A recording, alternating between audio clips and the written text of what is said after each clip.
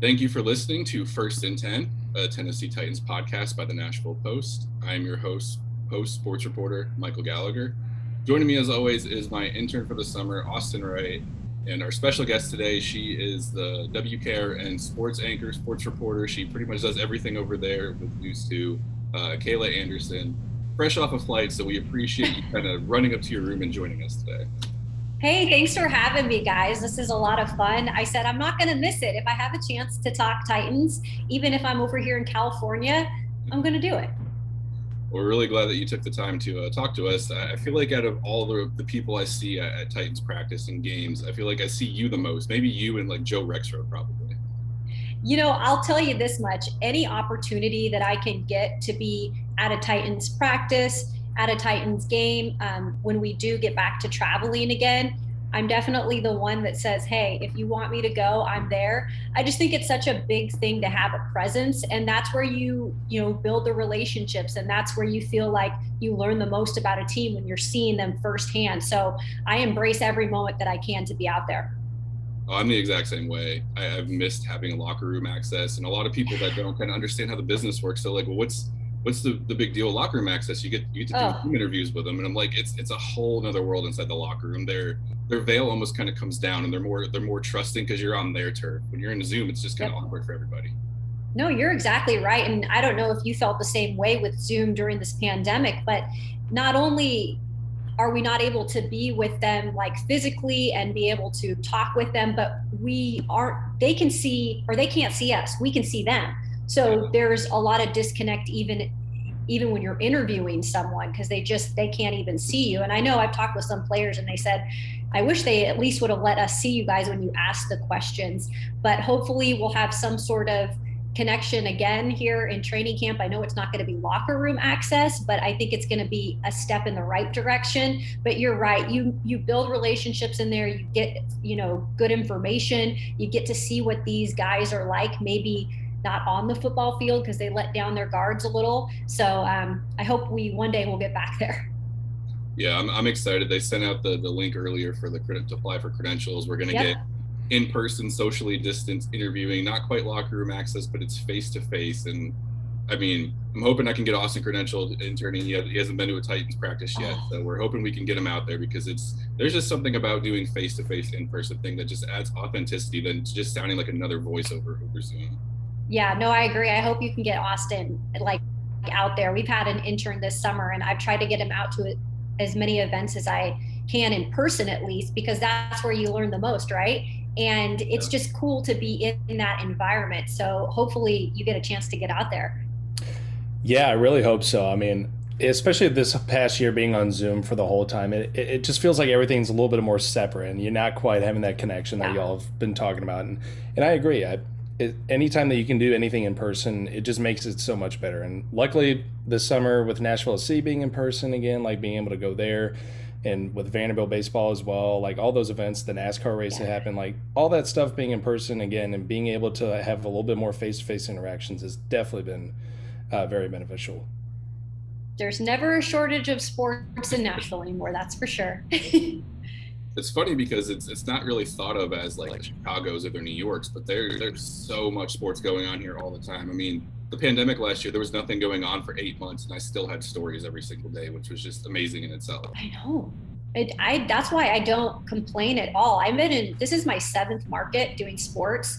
And while technically it is my largest market, I can't imagine being in any other market during the pandemic, because I just felt like you said, I always had something going on, whether it was interviewing former players that are now pros that had their season shut down, or just finding connections within the city, because there's so many people that live here now that are their former athletes. So you're right. I mean, even though the pandemic hit and it hit hard, and I know a lot of people lost their jobs, and I feel so sorry for them for that. And I hope they get back on their feet. But it was nice because I felt like we did have some sort of content if you worked at it. Oh, yeah.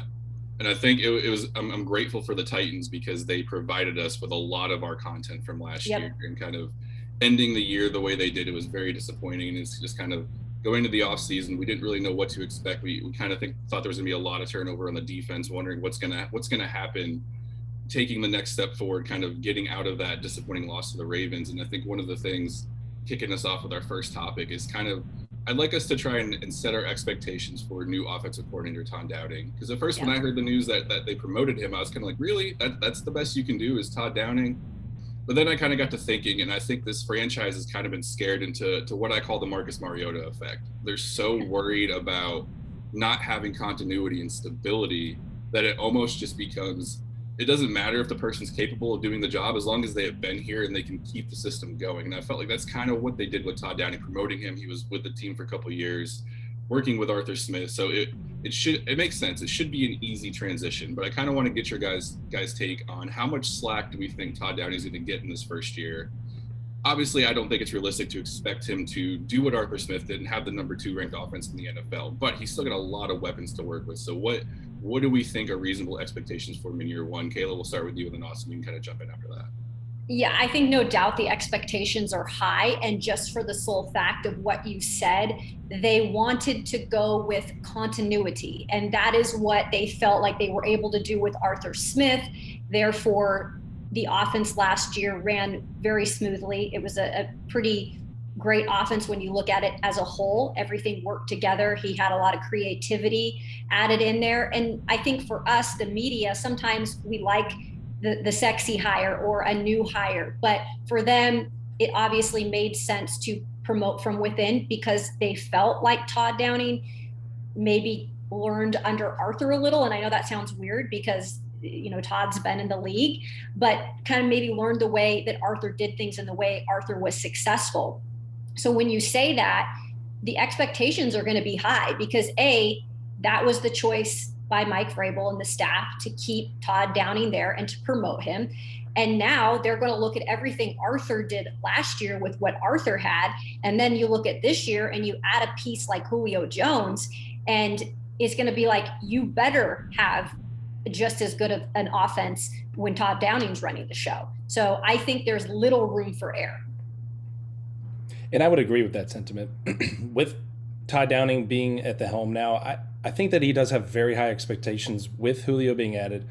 And I think that his coaching ability will be able to be somewhere near Arthur Smith's ability, not quite the same since he was under him, but I do think that he will be able to fill in seamlessly, more or less. And he's going to be a very detail-oriented guy because that's what Anthony Firkser described him as. And he's going to be a guy that is going to make sure that every little thing that needs to be right on the offense that can be should be right. And so I think that he will be able to do a good job to take over and be able to utilize Julio and all the weapons that he has available with Derrick Henry and A.J. Brown as well.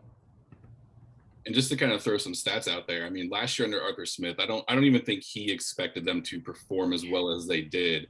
That was just kind of out of left field, and it earned him, you know, the head coaching job of the Atlanta Falcons. Good for Arthur Smith, but the Titans were tied for the second most yards per game in the NFL last year. They were ranked second in rushing yards per game, second in rushing touchdowns, second in average yards per rush, fourth in points per game. They had the fifth most touchdown passes. They gave up the fifth fewest sacks.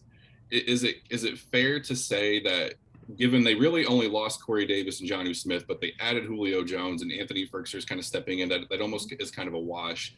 Is it fair to say that we should expect this to be a top 10, maybe even a top 5 offense, given that they didn't really lose too much and they added Julio Jones? Yeah, I think it needs to be, because first of all, you can't lower expectations. And when you add a piece like Julio, just with everything that comes with his career and what he's been able to do and how much, you know, he can help with AJ on the other side. And then I like how you discussed Anthony Firkser. And I know Jonnu was a big piece of that offense. Let's not forget that. This was a guy that was extremely successful in the red zone last season, extremely productive. And I know when Taylor Lewan got hurt, his duties a little bit got taken away from him. But at the same time, Firkser has proven that he is a go-to weapon for Ryan Tannehill. Ryan Tannehill trusts Anthony Firkser. I'm not saying he's tight end one. I think there still could be some things that happen there. And that's why I, again, say I don't think you can have any drop in numbers, because as long as Ryan Tannehill is healthy and your other pieces are somewhat healthy, I think that you've got to stay in a top 10 offense. And I'll agree with that as well. I mean, so long as, like you said, that the offense stays healthy, this offense really can stay consistent. And I really think that with all the options that they have available, they'll be able to create chaos basically between all their different formations that they can run, whether it be, let's say they want to run a split zone with Derrick Henry in the flat, or they might want to run Anthony Firkser out in the flat. And then anytime you want to try and throw Julio out for like a little out route, I mean, they can go with pretty much any number of things. And I think that they can utilize these weapons to create chaos. Maybe not quite as much as they did last year, but it will be one of the best in the league for sure. Can I add something really quick to when we're talking about Todd Downing? I think one of the best characteristics about Arthur Smith as an offensive coordinator was he wasn't stubborn with, how he ran the offense. He would adjust to players, he would adjust to situations. And I think if anything that Todd Downing can learn from how Arthur Smith was able to be successful is that.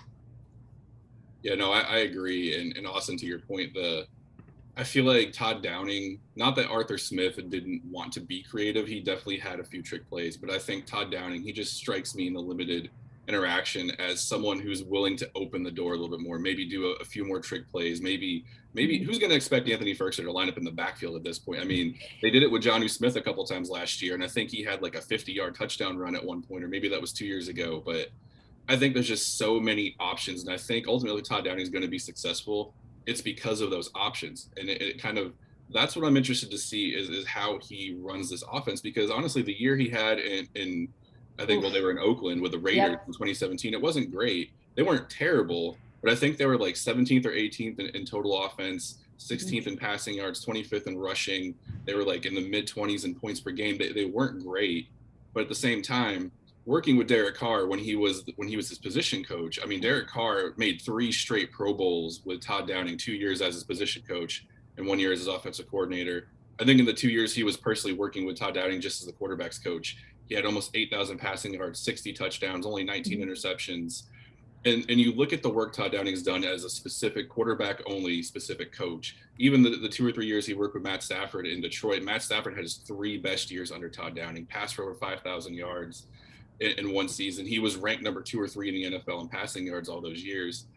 I think Matt Stafford even had a 40 touchdown season under Todd Downing. So I think the underrated part of what Todd Downing brings to the table, we know Derrick Henry's probably going to be 1,500 to 1,800 yards. I don't think 2,000 yards. Maybe he does. I don't know. But I think Derrick Henry's going to get his. I think A.J. Brown and Julio Jones are really going to help things out. I think Anthony Firkser is going to be a difference maker. And I think this is the year, because the Titans last year were 24th in passing yards per game. Ryan Tannehill did really well, and he was like in the top 5, I think, in touchdown passes, but he didn't pass for a lot of yards. And I think that's where Todd Downing is going to make a difference. I think this year could be Ryan Tannehill's quote-unquote breakout year, 4,000, 4,500 yards, maybe 40 touchdowns. I think that's where Todd Downing is going to make the biggest difference. That's a great point, too, because you specifically noted all those stats with the quarterbacks that Downing has worked with. And while I think Ryan Tannehill has been good for them, he's been pretty consistent. I think he could step it up to another level, and that could just take the overall offense's game to another level, because what these other guys can do. Can Ryan Tannehill step it up? He possibly could under a guy like Downing. And I just don't think that they would promote Downing if he didn't learn, and that's a part of what you do in the league. You learn what you did not well, and you learn what you can do better. And under Arthur Smith and under, this Titans offense, I feel like he's kind of had the flow, and that's why they feel like keeping him there would be good for the continuity. Otherwise, I don't think they would have promoted him. So that's a great point, Michael. And I'd add to that as well, with Todd Downing being under Arthur Smith's wing over the past couple of years. I think that his ability to do that and see the offense that Smith has been running, utilizing a 1 running back, 2 tight end option a lot, that might be really useful for the season. But with Anthony Firkser, it might just be beneficial just to have him alone as well, just to keep his options open as well, just to be able to spread out the offense, to allow Julio maybe to even get out to some more other open routes and allow for other players as well, like Derrick Henry, to have more options as well to run and have the offense explode even more. That's something else I wanted to get your guys' opinion on. Is Anthony Firkser, I think, is the most intriguing person on this offense for me, because I can see him coming out and having a Delaney Walker 60-70 reception, 800-yard, 5-6 touchdown season. I could also see him just kind of being a decoy, being a blocker, maybe 25, 30 receptions. I could see him being really good, and I could also see him being very middle of the road. So I kind of want to get your guys' thoughts on if there's any person to kind of take Anthony Ferguson and maybe push him into that elite category that Delaney Walker said a couple weeks ago he feels like he could get to. I think it is Todd Downing, because he's been with him for a couple of years. And we saw last year when Delaney Walker left, there was very little doubt that Jonnu Smith could kind of step up and be a Pro Bowl tight end. And we saw he cashed in on the big contract last year, and he worked really well with Jonnu Smith. So I kind of want to get your guys' thoughts on how do we feel he's going to use Anthony Ferguson, and what do we think Anthony Ferguson's 2021 is going to look like when it's all said and done? Yeah, I think that first of all, you have to make sure, okay, are they not adding more pieces to that tight end room? I think that that's something that we're not 100% sure about. I know that there's still some people that think maybe they do add another tight end, but if they don't, and we've heard from John Robinson, we've heard from Mike Vrabel, and it sounds like they're kind of just letting the tight ends room do what they do, see what they do during camp. And Anthony Ferguson knows what's on his shoulders this year. He knows that he's probably got the most attention on him than he's ever had, because he's no secret anymore. We know that he has taken it to a different level last year. We know that he has that chemistry with Ryan Tannehill. And I think that it's going to be on him and how hard, he works, and if he can overcome, all the pressure that is going to be on him if he is tight end one. I think he can handle it. So I think he is also poised for maybe not this crazy year, but I think he's going to have a significant role in this offense, and can be a player who, can maybe decide a game or so. I mean, I feel like he has to be that guy. If he's going to be tight end one, he's got to take it to just another level. And I agree with that. I think that with Delaney Walker's statement about him being an elite tight end is a little bit of an overstatement as of right now, but I do think that he can take the next steps to become an elite tight end if he does keep working at his craft during this training camps over the next couple of weeks. And I do think that he could be a great option for the offense whenever they're close in the red zone. They're within that 10-yard territory. I think that he would be a perfect option just to throw like a little flat route over in the middle, and he would be a great option for that. But I do think that he has a lot to prove still this year, just with his work that he's going to be doing still this offseason. And I believe that he could be very beneficial for the Titans with an added game as well. That just gives him more opportunities to have more touches and be able to make a bigger impact on the offense. Maybe I'm being a little cautiously optimistic, but I'm a believer in Ferguson. I can tell, Michael. I don't consider him elite, but I think what I like about him is I feel like he plays with a chip on his shoulder. And I felt like he did that the last couple of years because everyone kind of doubted him. Now that he's tight end one, kind of like you're saying, Kayla, I feel like there's almost a sense of we kind of expect them to add another tight end. But if you look around the tight end room, you have Jeff Swain, you have Tommy Hudson, who David Beauclair we had on last time. I know he's really high on him. Yeah. You have Miller Forrestal, you have Riley, the tight end they got from Kansas State, I believe. There's a lot of talented players in that room. And I think with Delaney Walker kind of saying Anthony Ferguson can be elite, I think that was the confidence boost that he needed to kind of go out and prove everybody wrong. Because I feel like what I love about watching Anthony Ferguson play, we see this in practice all the time. I don't feel like it comes out a lot in the game just because he doesn't get the chances, but he catches everything with his hands. Rarely ever do you see him kind of tuck his hands in and catch with his body. Everything is with his hands. And that's what makes him as good as he is because everyone kind of just assumes if you roll him out there, like, oh, it's a 50-50, the tight end's going to get it. No, Anthony Ferguson's got probably one of the best hands from a tight end I've ever seen. And I really just love watching him play because I feel like he's someone that Ryan Tannehill trusts, knowing if I throw this ball, Ferguson's going to catch it. Doesn't really have that kind of rapport with Josh Reynolds. I'm sure he probably trusts Julio Jones and AJ Brown, but I just feel like Anthony Ferguson's primed for a breakout year, if you will. Yeah, and I think especially at the beginning of the year when Ryan Tannehill's already built that chemistry with his former guys like AJ Brown. We've heard the stories about them. They have so much respect for each other. And we've just seen it from Ryan Tannehill from the minute that he started working with Ferguson. It was like some sort of instant chemistry where he just trusted Ferg. And rightfully so, because you said it yourself, Michael. I mean, he doesn't drop the ball. He rarely drops the ball. And when he does, we're all like, oh my gosh, did that just happen? So that says something about a guy like that. I think he will have to continue to build trust with Josh Reynolds. And it's clearly something he knows he was going to, put in the extra time to try to do that. And even Julio, I mean, Julio is one of the best to play the game at the wide receiver position. But even Julio will tell you there's a lot of work to be done, because you do have to build that chemistry. He is a new quarterback. You can be as good as you want to be, but you still got to have that chemistry. You've got to have that trust with a quarterback and wide receiver. Right away, though, Ferk is going to have that trust with Tannehill. And I think that, from the start, he'll be a go-to. And kind of switching gears here, we talked about, how many weapons Todd Downing has to work with: Tannehill, Henry, AJ, Julio, Ferkser. I mean, they could even just pull a tight end off the street and Todd Downing might turn him into the next Delaney Walker. Who knows? But this offense is very intriguing. And like I said earlier, I think the pass game is what's going to benefit the most. So with Julio Jones getting added, AJ Brown just seems like it's almost, if he's not a top 5 receiver, something went wrong, because it just seems like that's what he's heading towards this year. I kind of want to get your guys' opinion. Who do we think has a better 2021, AJ Brown or Julio Jones? Okay, so I've got to go with AJ Brown. And just for the fact that while I've watched Julio throughout his whole career, I mean, dang, I covered him not directly in high school in Alabama, but I covered the high school that he played against a lot. So I've been watching Julio for a long time, and he's incredible. But I've also seen AJ over the past couple of seasons in person every day. I know his work ethic. I know him as a person. And I know the chip that he carries on his shoulder from being drafted later than he thought he should have been drafted.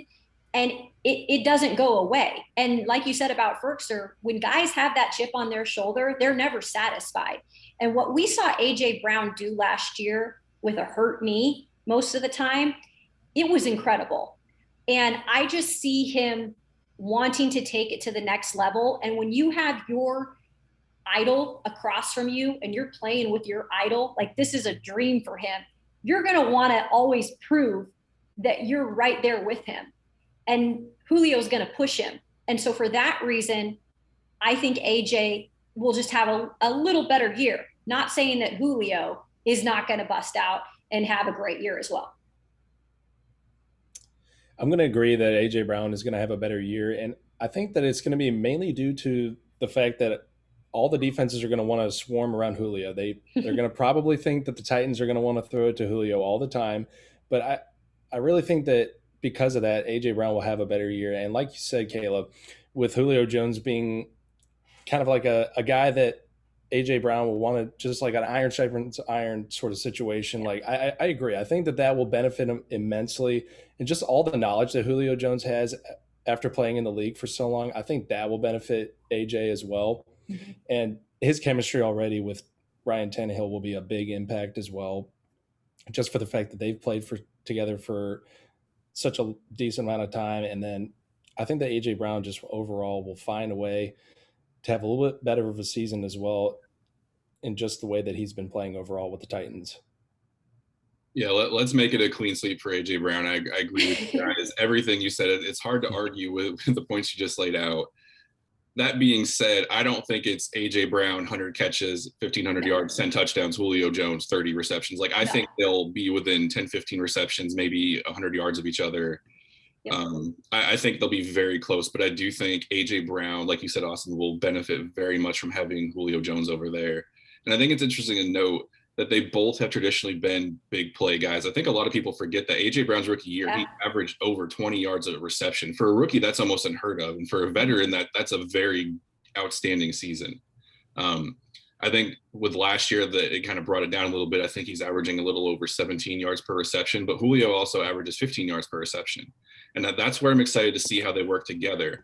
Because if you have Julio Jones and AJ Brown both split out wide, if you have Josh Reynolds in the slot, no knock against Adam Humphries, but he just wasn't ever on the field enough to make a difference. Unhealthy. Yeah. And I think Josh Reynolds doesn't have that issue. And I think Josh Reynolds is made for the role that he's going to fill, and that's a number 3 slot receiver. I just think Ryan Tannehill, if he does not have 4,000 yards this year, like I can't help you, dude. I don't know what more you need, but I just feel like this offense is the big play potential is there. No knock on Corey Davis. I think he was around 13 yards of reception, but he's not the vertical threat that either AJ Brown or Julio Jones is. And I just think with Julio there now, I can see AJ Brown benefiting from a lot more, like you said, Boston, a lot more one-on-one matchups. And I think he could probably top all the numbers that he put up last year, which is crazy because last year he was playing basically on one knee, like you said, Kayla. It's just remarkable what kind of fighter that kid is. I know, and that's why I'm almost excited to see what he can do this year just because of that. I mean, none of us knew that was what he was battling. And I also wanted to note too, you have to be realistic. And I know that we sometimes want to not think about this, but Julio is older, right? And he is a lot of years on him in the league when it comes to just how short these guys' careers are. And so you have to hope too that he can stay healthy. And I think that's number one on his list. He doesn't want to come to a team like this where he's getting all this attention and saying, okay, what can you do now for the Titans offense? Oh my gosh, the offense is going to go to another level. He doesn't want to do that if he can't stay healthy. So I know he's going to do everything he can try to do to stay on the field and contribute. Yeah, I think that's another good point as well. Like you said, I don't think Julio came to Tennessee because he wanted to be the number one guy. I think he was comfortable in the role he was last year, even though he was injured. I think he was cool with taking a backseat to Calvin Ridley. And rightfully so. Calvin Ridley's a lot younger, same kind of pedigree, came from Alabama. He's going to be a superstar. And I think after 10 years of being the guy in Atlanta, I think he's giddy at the fact that he gets to sit back and he has a front row show to one of the best receivers in the league, probably for the next decade, with AJ Brown. And I feel like this offense, the possibilities of how much more dynamic they can be, even with Julio Jones at 32, I think is going to be, it's almost hard to fathom how good Ryan Tannehill is going to have it this year. And kind of like, I think when OTAs, or maybe it was minicamp, whenever Julio Jones, I think you tweeted out a video of him doing little step ladder drills, and Jim White had a couple of him doing like the cone drills and stuff like that. Even at 32, the way the guy his steps were so sharp and clean, and you could just tell that even the way he practices, he holds himself to a higher standard than what the Titans may be used to. And I think that's something that's going to rub off on the guys in the locker room as well, is the fact that they're around the pros pro. And I think Julio Jones is going to hold them all to a higher standard, even if it doesn't show up on the stat sheet. When you're watching a guy in practice, and I know he wants to make a good impression, but when you're watching a guy in practice who can do the footwork that he was doing at that age and just how crisp it was, but the way you hear him catch the ball, right? I mean, it's just like he's just on another level. He's just naturally that gifted. But I think that he's going to show these guys, these younger guys, like, this is what you got to do to be a pro. And I know that the way that Mike Vrabel does practices, the veterans don't practice every single week, every day, right? And that's okay, because that seems to be something that they appreciate coming from a guy like Mike Vrabel, who's played and they understand the grind. So maybe you won't see Julio out there every single practice, but when he is out there in practice, he's going to go full out. Oh, I totally agree. Austin, do you want to add anything? Yeah, and I think, like you said, Kayla, his attention to detail is one of the best in the league. Just his execution in practice is always there. And I think that also his yearning, his need, his want basically to win is also even greater now than it has ever been, just for the fact that he came so close with Atlanta against the Patriots in the Super Bowl. I think that's what is really going to be motivating him throughout this whole season with the Titans as well. He wants to get back to the promised land, and he wants to execute it to the best of his ability. I think we'll wrap it up with this last topic here. Obviously, Derrick Henry is low-hanging fruit. I won't knock you if you pick him, because obviously he is a right answer here. But kind of, in your guys' opinion, who do you think is set up to be the Titans' offensive MVP this year? It could even be Todd Downing if you want. I have to, and I thought about this, and I went back and forth, and everything deep down in me says you got to go with AJ Brown. I just feel like this is a kid who continues to want to prove himself. Look, let's also add in the fact that these players, their minds work in different ways in terms of motivation. He's got his boy DK Metcalf up with my Seattle Seahawks, those two battle all the time. Obviously, they're good buddies, but they also always want to one-up each other. He's got his guy Julio here now, who's going to, I think, really teach him some valuable lessons.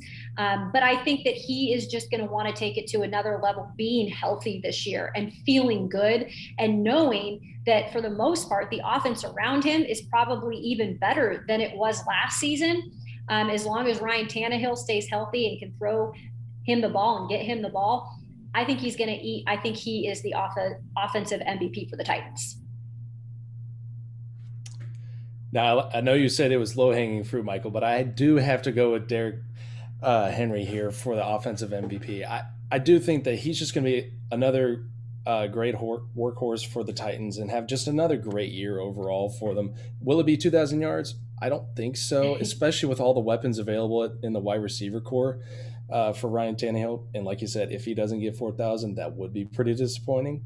But I do think that Derrick Henry can still have a very impactful season and get at least probably somewhere around 1,700, 1,800 yards again and be very beneficial towards the offense and, again, help out with play action passes as well as just any kind of inside runs as well. Now that Taylor Lewan's back and healthy, hopefully he'll be able to have another great impact, being able to run left again and just be able to benefit the offense. And I think that he will be the main factor that keeps the Titans offense rolling throughout this whole season. Well, it's kind of hard for me to argue with the argument as you just laid it out there. I do think Derrick Henry will – I don't think he'll have 2,000 yards again, but I do think he will be better than he was last year. And it's weird to say that because we're projecting him to have, fewer yards, maybe around the same touchdowns. But I think his impact on the game will be more just because he does have Taylor Lewan back on that left side. No knock against, David Questenberry and Ty Sambrailo and Dennis Kelly. They're all fine, suitable starting tackles when you need them. But I do think Kendall Lamb will probably start over there. And I think Dylan Radins will transition maybe by the middle of the end of the year. It'll be clear whether he's the future right tackle. I do think Nate Davis takes a step forward, and I could see him being a Pro Bowl guard this year. I think the offensive line is just primed to take that next step with a healthy Taylor Lewan, and I think Derrick Henry will benefit from that. My pick for MVP was A.J. Brown as well, but since Kayla already took him, I'll go with Ryan Tannehill just for the fact that I mentioned earlier with Todd Downing. I think they were 24th in passing yards last year. I think Todd Downing, with what he's shown he can do with Stafford and with Matt Stafford, and who was the other guy? Blank. Shoot, now I just Derek Carr. Blank too. Derek Carr. Yeah, there you go. If you can turn Derek Carr into a Pro Bowl quarterback, I think you've earned your salary. And also, I think the 1 year I think in 2014 he was a quarterback coach for the Bills, and he was working with Kyle Orton, and he still turned Kyle Orton into a 3,000-yard, 20-touchdown quarterback. So I think the work he's going to put in with Tannehill, obviously he's going to benefit from having A.J. Brown fully healthy. He's going to benefit from Julio Jones, Derrick Henry, Josh Reynolds. And I think something else that we kind of touched on a little bit with Ferkser is he doesn't drop the ball. And you look at the receivers, A.J. Brown, I think last year he caught 66% of his passes. Julio Jones was at like 75%. Tannehill is set up with a core of weapons that don't drop the ball very often. And I think that is going to be something that he's not used to just because, again, no knock on Corey Davis, Adam Humphries, or anyone else that's been here, but these guys go out, they catch it with their hands, they don't rely on their body. I just think Tannehill is set up for a Pro Bowl year, and who knows, maybe this is finally the year he turns all the naysayers around and maybe ESPN ranks him as an elite top 5 quarterback heading into next year. But I think he got jibbed out of the top 10. He really right. I think Ryan Tannehill is a lot more competitive than what he shows in terms of just his personality. Oh, for sure. I mean, you see some of the running plays that he makes where he's putting his body on the line, and while we're all like, "Oh, Ryan, what are you doing?" That just goes to show, though, that, I mean, he is an ultimate competitor, and he wouldn't be the ultimate competitor if he didn't have respect from his guys. That's how you know he is, because when A.J. Brown is saying, like, I mean, I trust Ryan Tannehill. Like, he calls me out when I run the wrong route or when I didn't do something right. Like, those guys have their quarterbacks back and they listen to their quarterback. And so I just feel like you have to have that extra level of competition flowing through your veins, where I don't think Marcus Mariota necessarily had that. I love Marcus, but I don't know if he had that level of competition in him. So I think Ryan is capable of even bigger things. Yeah, that's a great point. Marcus Mariota, it's almost sad. He might be one of the greatest what if stories with just how much of a beating he took with the offensive lines he played behind. But Marcus Mariota, it was almost like the kid didn't know how to be mean. He didn't know how to, not that, the teammates didn't respect him or anything, but he's not that vocal leader. He's not that fiery guy that Ryan Tannehill has showed. And it's sad that it ended the way it did. I hope he gets another starting job. Maybe he spends the next year with the Raiders and he goes to Washington or somewhere else where he can start, because I do believe he can be a good starting quarterback. But Ryan Tannehill is almost custom built for this team. He fits in with the offensive philosophy. He's almost a Mike Vrabel type quarterback, if that makes sense. So I think they have the right guy running the show. The jury's still out on Todd Downing. We'll see kind of how that plays out. But I think we're all expecting big things. It's kind of hard not to get your expectations up when they make it to the AFC Championship game and they followed up with a division title. Derrick Henry's coming back. It's just almost hard not to expect them to be good. But we're running out of time here. Zoom's going to kick us off here in a minute. But thank you guys for joining me. I really appreciate it. You can find Austin and my work at the Nashville Post. You can follow Kayla on Twitter. What is your Twitter handle? At Kayla Anderson TV. Pretty simple. There you go. You can find her on TV as well, WKRN, with all the great News 2 people they have over there with Corey Curtis and Emily Proud. Go give them all a follow as well. And thank you for listening.